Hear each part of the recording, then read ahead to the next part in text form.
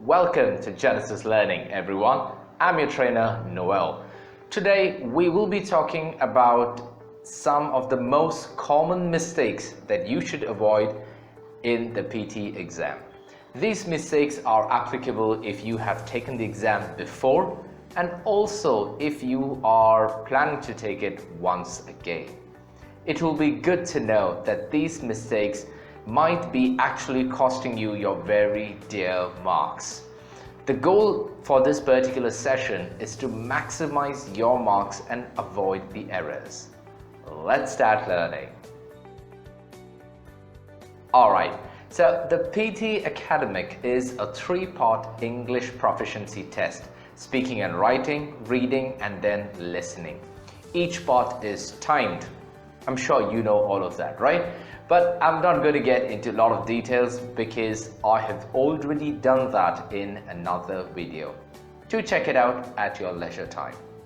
So here we go. The first mistake that most of the people end up doing is not speaking loud enough. This is applicable to the speaking section. When we look at the speaking section, the main signs are that your oral fluency and your pronunciation should be good. However, speaking too softly is very common with a lot of people. It may be because you are shy or you are feeling a bit awkward to actually speak to a computer. No matter what the reason be, this is something that you should completely avoid. Why? Because if you are not loud enough, then your voice cannot be recorded by the microphone.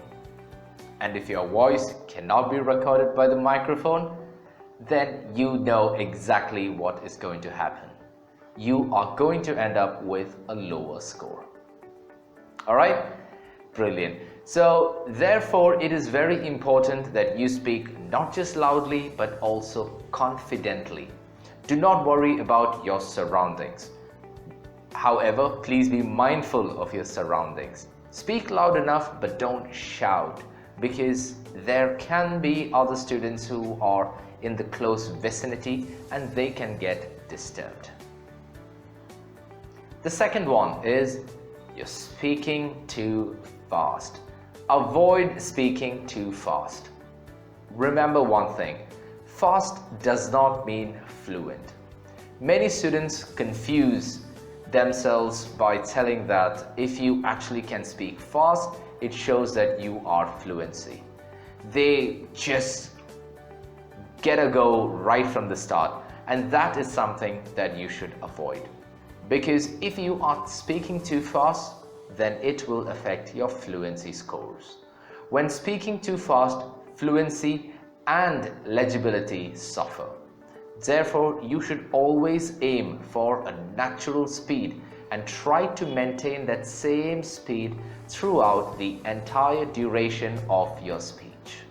The next one is focusing on the wrong tasks.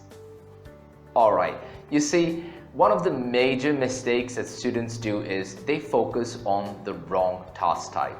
This is actually quite silly, but let me tell you actually what happens. When you put unnecessary stress or give unnecessary priority to certain tasks which don't have much weightage, you are actually underutilizing or wasting your valuable time. The next one is, please avoid speaking in breaks. Please don't use too much of pauses in your speaking. While it is okay to do it in your daily conversation, it is not something that you should do for the PTE exam. Try to organize your thoughts and then speak in complete sentences. Maintain a steady, normal speed so that you have enough time to gather all your thoughts and then speak it out. Avoid pausing or making false starts or repetitions and even hesitations. Remember one thing, please do not pause for too long, because if you pause for more than 3 seconds, then the microphone automatically switches off. And if it switches off, once again, that is not good for the speaking test. The next one is using incorrect tense forms. When describing things, many of the PT students often end up using the wrong form of tense. For example, using present continuous tense in the place of present simple tense can actually lead to a loss of a lot of marks. Another thing is your language. Using informal language is something that you should completely avoid, because the more you use it, the lesser your marks are going to be. And the last one is not expanding your vocabulary. This is where we address mainly the writing part of the exam. Essay writing is where you should try to give as much as good vocabulary as you can. A good tip for this is prepare yourself much before the exam. Try to get a hold of some good vocabulary much before the exam. Some people also use templates. This might work to a great extent. However, there is still a risk if you end up forgetting certain things. So therefore, I would recommend it's okay to go with a template. However, please don't be hesitant to use your own words. You can help yourself by preparing much beforehand. You can prepare your own template if needed. If you have one, it's very good. If not, why don't you make something new? So that's all for today, and that's all about the different mistakes that you should completely avoid for the PT exam.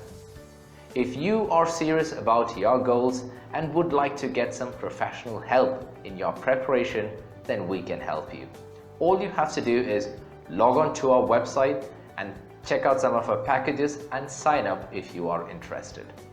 You can also get in touch with us by using that contact form pinned in the comment section right below. Feel free to drop your comments or your feedbacks in the comment section.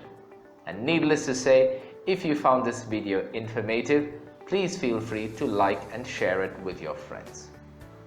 Lastly, if you have still not joined our YouTube community, please do so by hitting the subscribe button. That's all from Genesis Learning this week.